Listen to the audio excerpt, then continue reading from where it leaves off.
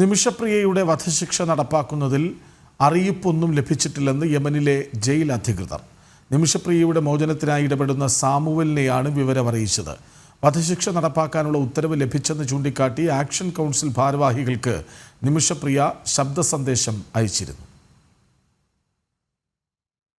നിമിഷപ്രിയയുടെ വധശിക്ഷ നടപ്പാക്കുന്നത് സംബന്ധിച്ച് അറിയിപ്പുകളൊന്നും ലഭിച്ചിട്ടില്ലെന്ന് യമനിലെ ജയിൽ അധികൃതർ പറഞ്ഞു.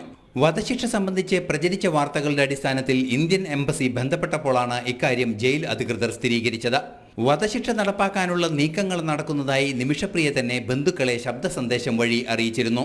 ഞാനിപ്പോൾ പാനാണ്ട് ശേഷം ഇവിടുത്തെ കുറച്ചു നേരം മുമ്പ് ഒരു അരമണിക്കൂർ മുമ്പ് ഇവിടുത്തെ ഒരു ലോയർ സ്ത്രീ, വേറൊരു ലോയർ സ്ത്രീ, കഴിഞ്ഞ ദിവസം അബ്ദുൽ ഫത്തയെ കണ്ട ലോയർ സ്ത്രീ അല്ല, വേറൊരു ലോയർ സ്ത്രീ അതുമായിട്ട് അവരെന്നെ ഫോണിൽ ഇവിടുത്തെ മെയിൻ ഓഫീസിലെ ഫോണിലേക്ക് വിളിച്ചിട്ട് നിമിഷയെ വേണം എന്ന് പറഞ്ഞിട്ട് അവിടെ തന്നെ വിളിച്ചായിരുന്നു. ഞാൻ പോയി ഫോൺ അറ്റൻഡ് ചെയ്തു. അന്നേരം അവരെന്നോട് പറയുന്നത് ഇങ്ങനെയാണ്, വധശിക്ഷ നടപ്പാക്കാനുള്ള ഡേറ്റ് ഫിക്സ് ചെയ്തു എന്നാണ് പറയുന്നത്. അതിൻ്റെ ഓർഡർ ഇവിടെ ജയിലിൽ വരെ എത്തിയിട്ടുണ്ട് എന്നാണ് പറയുന്നത്. എന്ന് വെച്ചാൽ അതിപ്പോൾ ജയിലിലെത്തുന്നത് എല്ലാവരുടെയും സൈനോട് കൂടി ആയിരിക്കും ഇവിടെ എത്തുന്നത്. എന്ന് വെച്ചാൽ എന്തായിരിക്കും, ഇപ്പോൾ അവരുടെ ഈദും റംസാനൊക്കെ കഴിയുമ്പോഴത്തേനും നമ്മളെ തീർക്കാനുള്ള പരിപാടി ആയിരിക്കുമോ?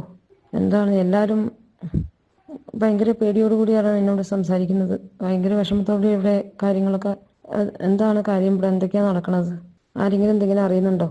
ശബ്ദ സന്ദേശത്തിൽ പറയുന്നത് പോലെ ഒരു അഭിഭാഷക നിമിഷപ്രിയയെ ഇക്കാര്യം അറിയിച്ചുവെന്നാണ് ചൂണ്ടിക്കാണിക്കുന്നത്. മാത്രമല്ല, ജയിലിലെ ജീവനക്കാരും സഹതടവുകാരുടെയും പെരുമാറ്റത്തിലും ആശങ്ക തോന്നുന്നതായും നിമിഷപ്രിയ ശബ്ദ സന്ദേശത്തിൽ വ്യക്തമാക്കിയിരുന്നു.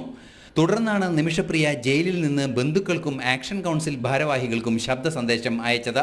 പിന്നീട് ഇക്കാര്യത്തിൽ അന്വേഷണം നടത്തുകയും സ്ഥിരീകരണം ലഭ്യമാവുകയുമായിരുന്നു. ഇന്റർനാഷണൽ ഡെസ്ക്, ജനം.